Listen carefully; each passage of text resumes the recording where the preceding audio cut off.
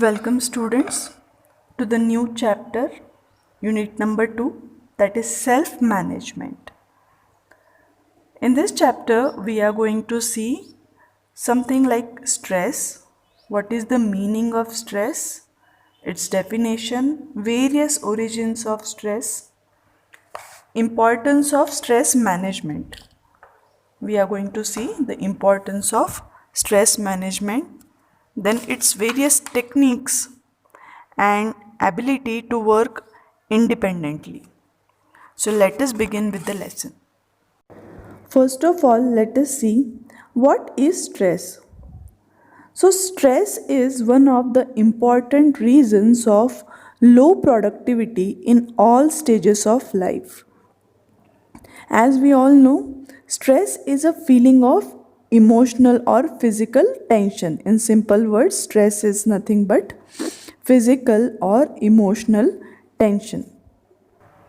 Stress drains one's energy and impedes the day to day work and peace of mind. Impaired means it obstructs the day to day life. If somebody is stressed, then that person's energy level goes down and he faces various obstructions in doing normally his day to day work, and his mind is not in a peaceful mode. Stress can be a positive stress if taken in right sense and may help in achieving effective outcomes. So when stress it is taken in a positive form, in a right sense, it will help us to achieve our targets, whatever we want to achieve. But the most common is negative stress that makes a person worrisome, less productive, and may lead to various psychosomatic disorders too, which means that when we are nervous, when we are having stress, then it makes us worrisome, it makes our productivity less, and if it happens that we are in that state for a long time, it may lead us to a condition called psychosomatic disorders.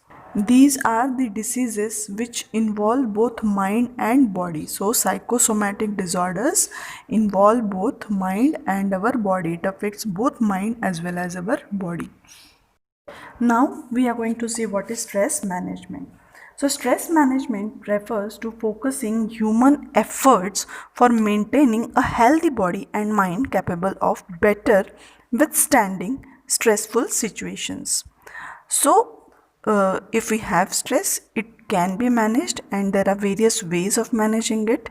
We need to manage the stress to maintain a healthy body and mind so that we can cope up with the stressful situations which arise in our day-to-day life. Occasional stress is an unavoidable part of one's life. Yes, occasionally, or if I say even daily, in one or the other situation we face the stress. Stress refers to a physical, mental or emotional strain or tension. We have seen this already. So small amounts of stress have a positive effect and they help us stretch ourselves to a new level.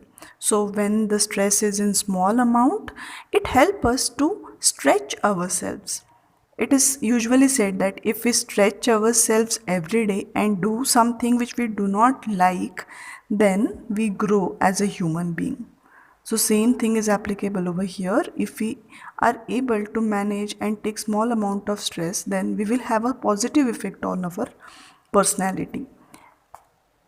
High levels of stress over prolonged periods need to be managed. A stress well managed can help one view events and situations as challenges and contributes in the growth of individual. So high levels of stress for prolonged period, it should be managed. Otherwise, it leads us to various physical or various mental problems. Unmanaged stress leads to anxiety and sorrow, resulting in ill status of mental and physical health.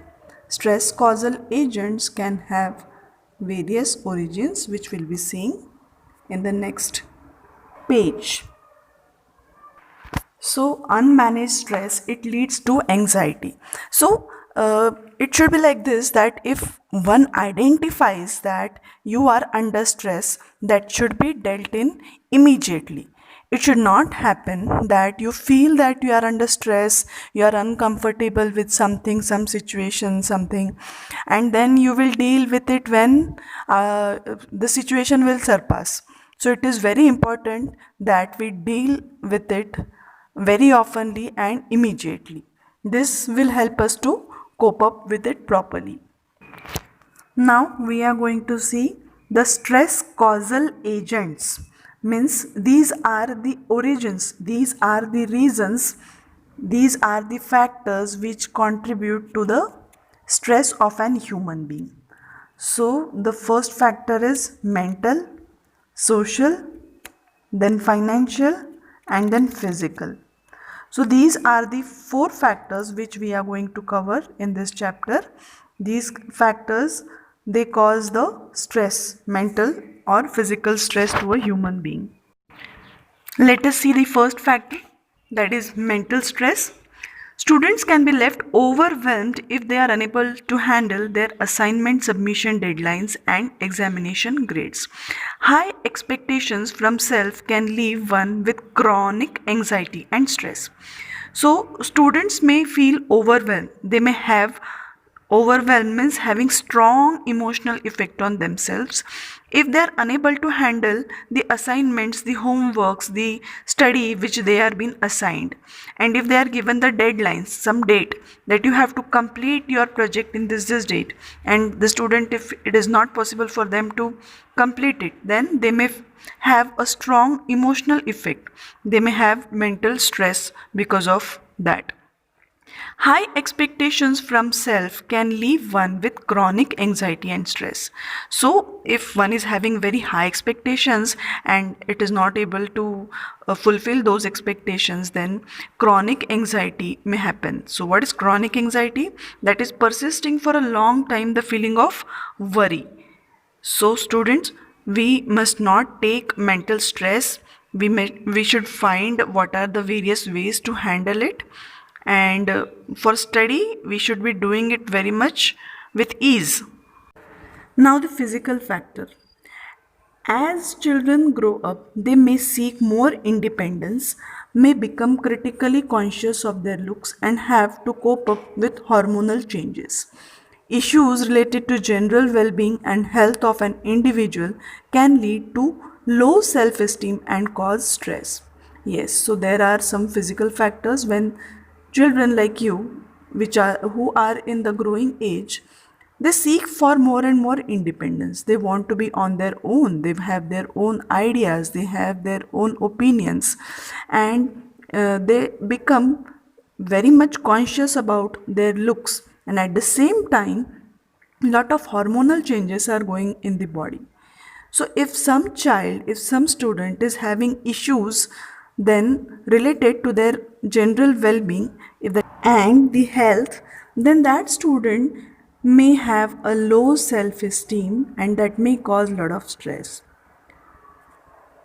Next is social factor or social origin of stress. Discord amongst family members means there is no coordination or there is a lot of disagreement in the family members. Peer pressure for doing things which children would generally avoid. What is peer pressure? It is a feeling that one must do the same things as other people, or other people of same group or some age group are doing, and social group, in order to be liked or respected by the people in our group. So peer pressure for doing things which children would generally avoid. Maintaining balance in relationships amongst friends. Status show off may lead to stress at times. So, if a child or a person is trying to maintain or balance the relationships amongst friends, that can also be a cause of stress. Status show off may lead to stress. What is status show off? wanting to be like the other person, or wanting the want of material things like the other person is called as status show off. It may also lead to stress at times. And the last factor which we are going to see here is financial stress or financial origin of stress. So, youngsters may have aspirational financial stress. What is aspirational financial stress? A hope or ambition of achieving something. That is the aspiration. This may be of becoming financially independent.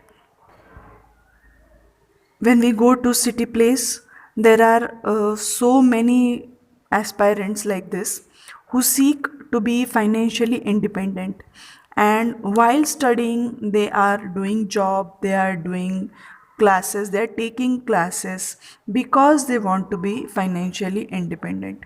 In a way it is also a good quality, but if somebody is stressing oneself, stretching oneself so much about it, then it can lead to a financial stress. The want of independence on behalf of finance is called as financial stress. Now let us see what is the importance of stress management. Now, as I told you before, an individual must first of all identify that a person is in stress, under stress.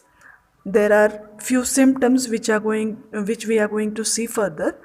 When we come across such symptoms, then we come to know that a person or we ourselves are under stress.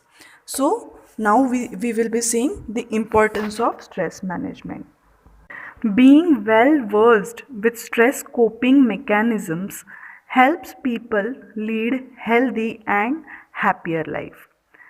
When we are well versed, that means we know properly that how to cope up, how to handle the stress, then the people can lead healthy and happy life. So basically we want to manage the stress so that we can lead a healthy, a happy life. We all know that stress has many effects which leads to many diseases in a person. Adequately managed stress prevents medical and physical illness. Nowadays we are seeing that there are so many ways we can prevent the stress. Yoga and meditation is also one of the ways. So we need to adequately first of all identify that our body is showing the symptoms of stress, and then we can manage it properly. Stress management is vital, that is, it is important because it leads to following benefits. So now let us see what are the benefits of managing the stress. Improves mood. So when we start doing something about our stress, we try to manage it. When we do various activities of stress management, then it improves our mood. For example, we feel better after doing exercise. We feel better after doing any activity in the school or at home. So it can be, for example, gardening activity. So these are the symptoms that it improves our mood. Boosts immune system. When our mood is good, then our immune system, it remains in proper condition. We get a boost to our immune system when we are able to manage the stress. Promotes longevity. What is promotion of longevity? Longevity is long life. So if the stress is managed properly, one may lead a long and healthy life. Leads to burst of physical strength, which is vital for reaching goal.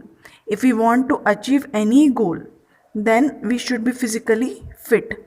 So when we are managing our stress, our physical health, it remains in proper condition, and then we are able to reach our important goals in life. Complete mental and physical engagement for task accomplishment. It means improved alertness. When our alertness is improved, we are able to achieve the tasks which are allotted to us.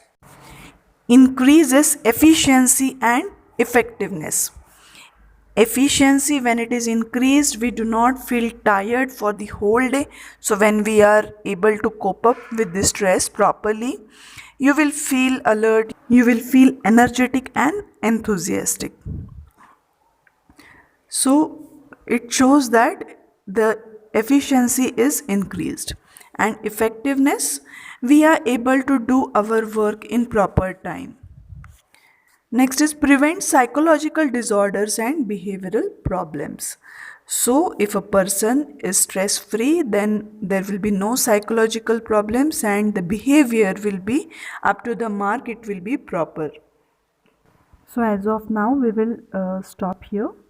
In the next part, in the next period, we will see what are the various techniques of stress management.